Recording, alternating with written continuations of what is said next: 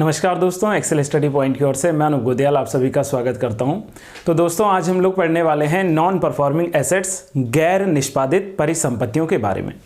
देखो, अक्सर समाचार पत्रों के माध्यम से या न्यूज़ चैनल्स के माध्यम से आप लोग चर्चा में सुनते होंगे कि गैर निष्पादित परिसंपत्तियां जो हैं वो बढ़ रही हैं या घट रही हैं बैंकों की। अच्छा, इंटरेस्टिंग तो ये है कि इस साल मार्च 2022 में जो रिपोर्ट आई है उस रिपोर्ट में बताया गया है कि भारतीय बैंकों का एनपीए घटा है। पिछले वर्षों की अगर तुलना की जाए तो इस वर्ष जो है भारत का एनपीए जो है बैंकों का वो घटा है। तो आज की इस पूरी वीडियो के माध्यम से हम लोग एनपीए क्या है, एनपीए के प्रकार क्या हैं, एसेट्स किसे कहते हैं, लाइबिलिटीज क्या होती हैं और बैंकिंग्स में स्पेशल मेंशन्ड अकाउंट क्या होता है, वो स्पेशल मेंशन्ड अकाउंट यानी कि SMA के बारे में हम लोग जो है कंप्लीट चर्चा करेंगे। तो आप वीडियो को अंत तक जरूर देखिए और शुरू करते हैं आज की क्लास को। देखो, सबसे पहले पूछा जाता है कि नॉन परफॉर्मिंग एसेट्स होते कौन से एसेट्स हैं। नॉन परफॉर्मिंग मतलब गैर निष्पादित परिसंपत्तियां। सपोज कर लेते हैं, मान लेते हैं कि किसी व्यक्ति ने या किसी कंपनी ने बैंक से लोन लिया है। अब उस कंपनी के द्वारा या उस व्यक्ति के द्वारा उस लोन को जो है वापस नहीं चुकाया जा रहा है। इंटरेस्ट तो छोड़िए, ब्याज तो छोड़िए, जो प्रिंसिपल्स लिए गए थे, प्रिंसिपल्स का मतलब जो अमाउंट उन्होंने लिया था, मान लीजिए 50 लाख रुपए लिए थे बैंक से, तो वो बैंक को वापस नहीं लौटा पा रहे, तो साधारण अर्थों में उसको एनपीए करार कर दिया जाएगा। लेकिन ये एनपीए घोषित कब होता है? 90 डेज के बाद, 90 दिनों के बाद। ऐसा नहीं कि आज मैंने लोन लिया था और कल को बैंक जो है मेरे अकाउंट को एनपीए घोषित कर दे, नहीं, उसके लिए एक टाइम आपको दिया जाता है। तो ये सामान्य अर्थ में है एनपीए। अब थोड़ा सा इसको डिटेल में समझने का प्रयास करते हैं। देखो, नॉन परफॉर्मिंग एसेट्स को पढ़ने से पहले आप लोग जो है दो टर्म्स को पढ़ना जरूर जो है समझिए। पहले एक होता है एसेट किसे कहते हैं और एक होता है कि बैंकों की लाइबिलिटीज क्या हैं या बैंक में एसेट्स और लाइबिलिटीज क्या होती हैं। देखो, सपोज कर लेते हैं कि मेरे पास में क्या है, अभी ये एक पैनल है या मैं जो हूं एक घर पे जो है ये क्या कर रहा हूं, वीडियो बना रहा हूं। मेरे पास में क्या है, एक कैमरा है या एक लैपटॉप है, एक जो है मेरे पास में मोबाइल फोन है। तो ये सारे के सारे जो मैंने आपको बताए हैं इक्विपमेंट्स, ये क्या हैं, ये मेरे यहां पर जो है असेट्स हैं, यानी कि मेरी परिसंपत्तियां हैं। अब मेरे पास अगर मनी है, कैश है, तो कैश भी क्या है, मेरा क्या है, एक एसेट्स है। अब होता क्या है, बेसिक अर्थों में समझिए। मान लीजिए कि मेरे पास में ये एक जो है कैमरा है। अब मेरे फ्रेंड ने कहा कि भैया आप क्या कीजिए, ये कैमरा मुझे 5 दिन के लिए दे दीजिए, मैं कहीं ट्रिप पे जा रहा हूं फ्रेंड्स के साथ में, तो आप 5 दिनों के लिए क्या ये कैमरा मुझे दे पाएंगे? मैंने कहा ठीक है। तो जब ये मैंने कैमरा दिया है अपने मित्र को, तो उस केस में कैमरा क्या है, ये कैमरा मेरा एसेट है। और जो मित्र ने मेरे से कैमरा लिया है, अब उसने वो मुझे वापस भी तो लौटाना है 5 दिनों के बाद, यानी कि वो उसकी क्या है, वो उसकी देनदारियां हैं, यानी कि उसकी क्या है, वहां पर लाइबिलिटीज हैं। तो ऐसा ही हम लोग समझते हैं कि भाई 5 दिन बाद वो क्या करेगा, मुझे ये कैमरा वापस करवाएगा, अर्थात कि उसकी लाइबिलिटीज हैं कि आप जो है ये वापस देंगे। अब अगर मैंने जो है कोई बहुत दूर का मित्र है, तो मैंने कहा कि भाई 5 दिन के लिए कैमरा ले जा रहे हो तो मैं आपसे 2000 रुपया लूंगा, विच मीन्स मैंने उस पर इंटरेस्ट है, ब्याज लेना स्वीकार किया। तो ऐसा ही बैंक करते हैं। मैंने क्या कहा कि किसी व्यक्ति ने या किसी कंपनी ने लोन लिया बैंक से, तो बैंक ने लोन दे दिया, उस समय पैसा क्या है, बैंक के एसेट्स हैं। अब बाद में उन पैसों को वापस भी तो देगी वो कंपनी या वो व्यक्ति जिसने लोन लिया, तो वो क्या है, वो उसकी लाइबिलिटीज हैं। तो जब कभी भी किसी व्यक्ति के द्वारा बैंक की लाइबिलिटीज को जो है वापस नहीं किया जाता है विद इंटरेस्ट और विदाउट इंटरेस्ट, तो उसको जो है 90 डेज के बाद बैंक एनपीए के बकेट्स में डाल देता है। एक सामान्य परिभाषा इस प्रकार से समझ लीजिए आप लोग।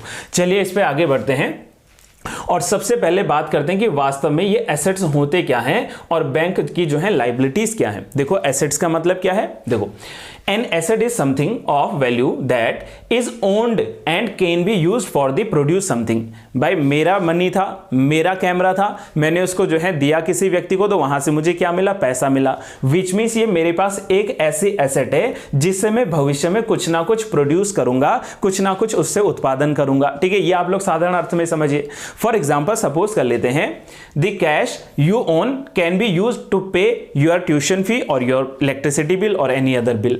मतलब आपके पास में जो पैसा है आप उससे क्या कर सकते हैं, कोई सर्विस खरीद सकते हैं। मान लीजिए आप जो है किसी संस्थान में पढ़ते हैं, किसी स्कूल में पढ़ते हैं, तो स्कूल में पढ़ते हो तो आप टीचर को फी दोगे, वहां पर जो है आप लोग स्कूल की प्रॉपर फी भरोगे। तो वो जो आपका एसेट है वो क्या कर रहा है, वो प्रोड्यूस कर रहा है। सर मैंने फी दिया तो मुझे जो है क्या मिलेगा भविष्य में, तो वहां से आपको शिक्षा मिले और शिक्षा से आप भविष्य में कुछ अच्छा प्रोड्यूस कर सकते हैं, आप जो है कुछ बड़ा मुकाम हासिल कर सकते हैं। इसको सामान्य अर्थों में समझिए। इसी प्रकार से एसेट के और क्या एग्जांपल हो सकते हैं, कैश तो यही है, इन्वेस्टमेंट है, निवेश है, आपने कहीं पर जमीन खरीद ली है, कोई इन्वेस्टमेंट कर लिया, यानी कि वो लैंड जो है, ठीक है। ऑफिस इक्विपमेंट है, जैसे मैंने आपको कहा कि अभी मेरे पास में जो है पैनल है, तो ये क्या है, एक ऑफिस इक्विपमेंट है, तो ये मेरा असेट है कि नहीं, बिल्कुल। देखिए मशीनरीज हैं, अलग अलग मशीन है, रियल एस्टेट है, जो हम लोग जमीनें खरीदते हैं, ठीक है। कंपनी ओन्ड जो है व्हीकल्स हैं, मान लीजिए कि भाई कंपनी की कोई गाड़ी है, स्कूल की कोई बस है, तो स्कूल बस लगती है तो बच्चे उसके लिए क्या देते हैं, पेरेंट्स उसके लिए पैसा देते हैं, तो ये सब क्या है, असेट्स हैं। और लायबिलिटीज मैंने क्या क्या, देखो ध्यान से देखो, a liability is a debt और समथिंग यू ओ, यानी कि एक ऐसा ऋण या एक ऐसी जो है वहां पर परिसंपत्ति है जिसको आपको चुकाना है। यू ओ का मतलब क्या है, आपको चुकाना है एक टाइम के बाद।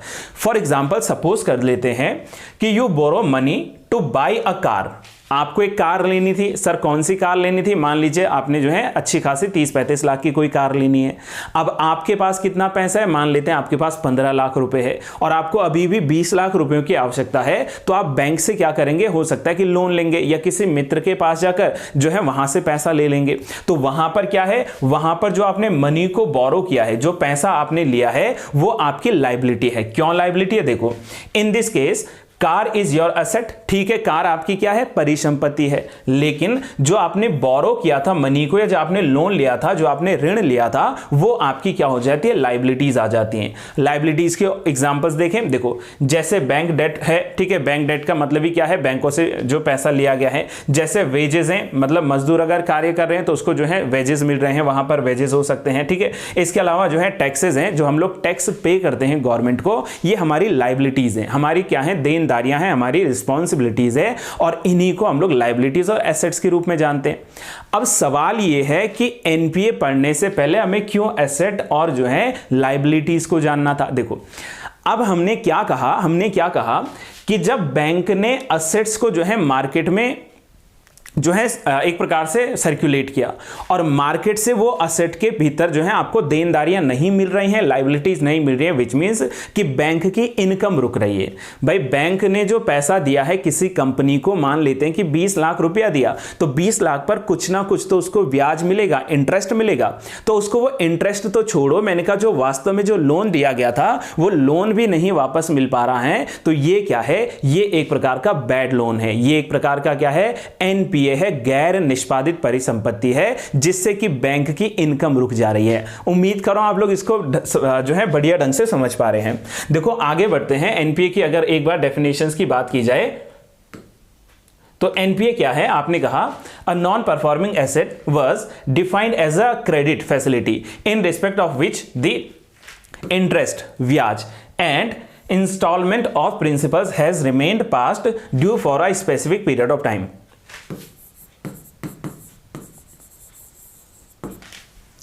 और ये स्पेसिफिक पीरियड ऑफ टाइम कितने समय का होगा फ्रेंड्स, ये होगा आपका 90 डेज का, 90 दिनों के भीतर आपको जो है देना पड़ेगा। अब यहां मैंने आपसे एक चीज कहा था वीडियो की शुरुआत में कि हम लोग साथ में SMA भी पढ़ने वाले हैं।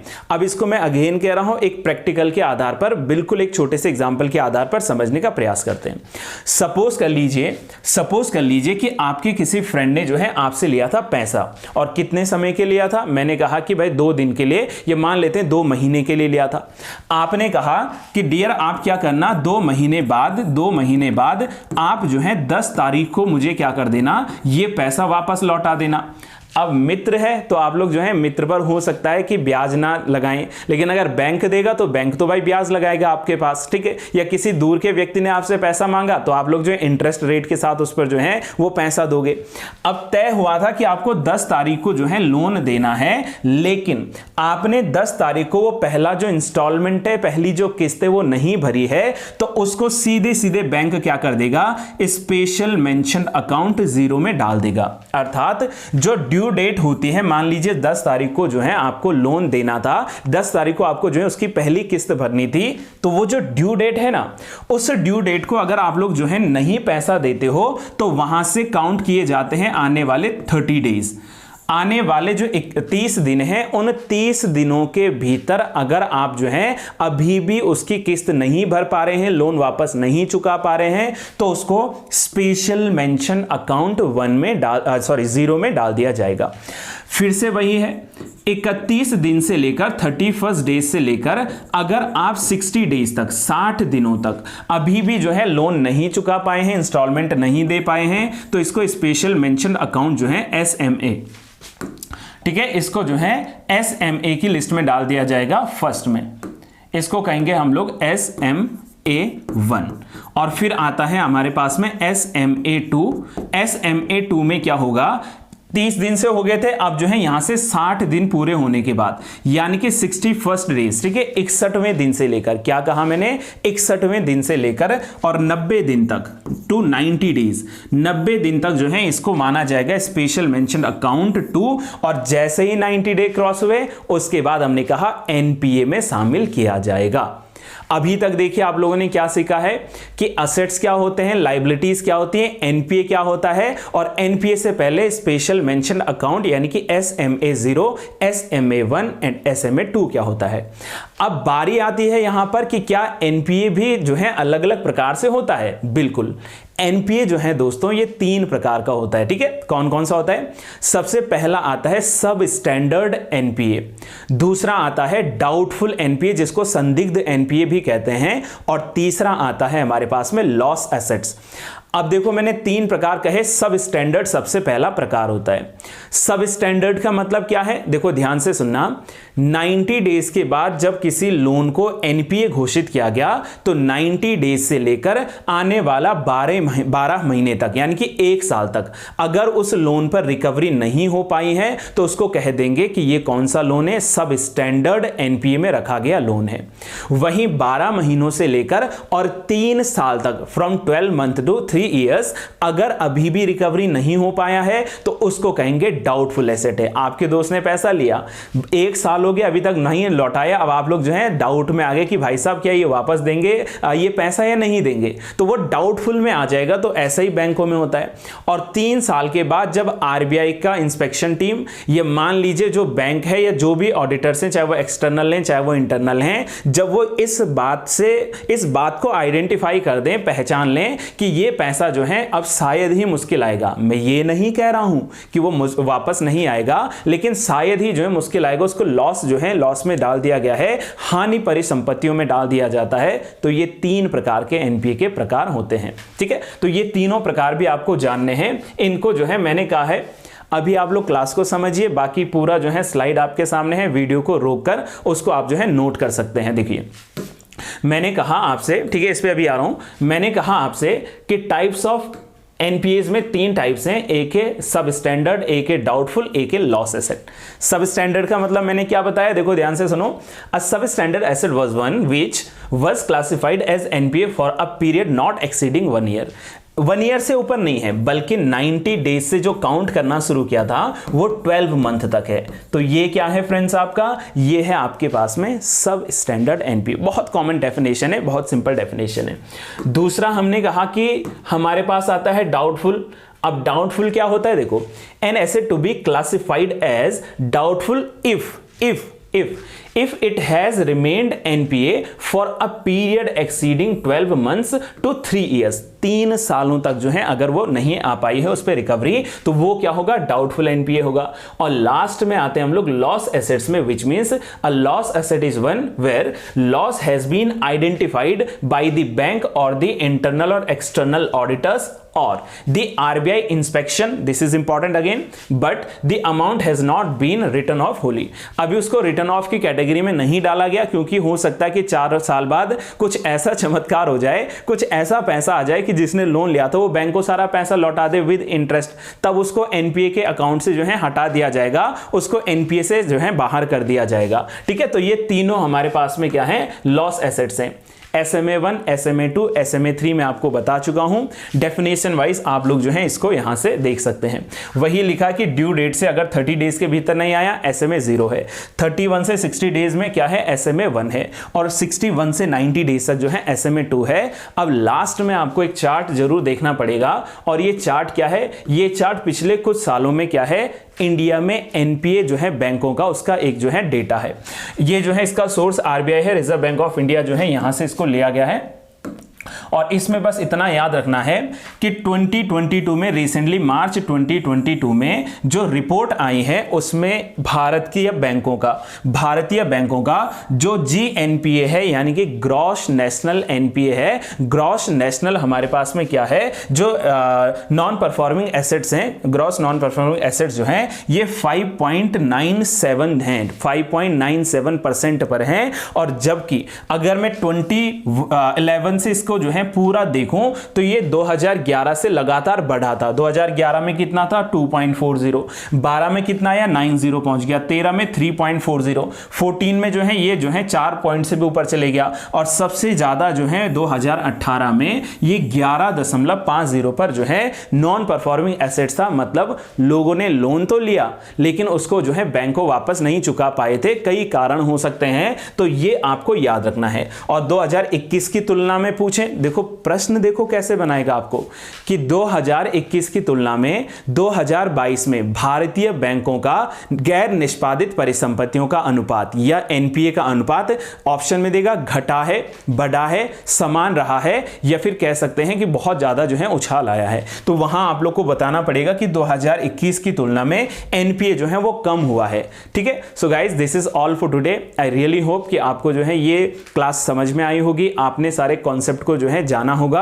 और अगर आपको थोड़ा भी इंफॉर्मेटिव लगा है, अगर आपको मेहनत दिखी है इसमें, तो आप जो है वीडियो को जरूर लाइक कीजिए, अपने फ्रेंड्स के साथ शेयर कीजिए। एंड अगर आप लोग नए जुड़े हैं चैनल से तो आप लोग जानते हैं आपको सब्सक्राइब चैनल को करना है। देन आज के लिए यही सारी बातें हैं। Have a good day to all, thank you so much.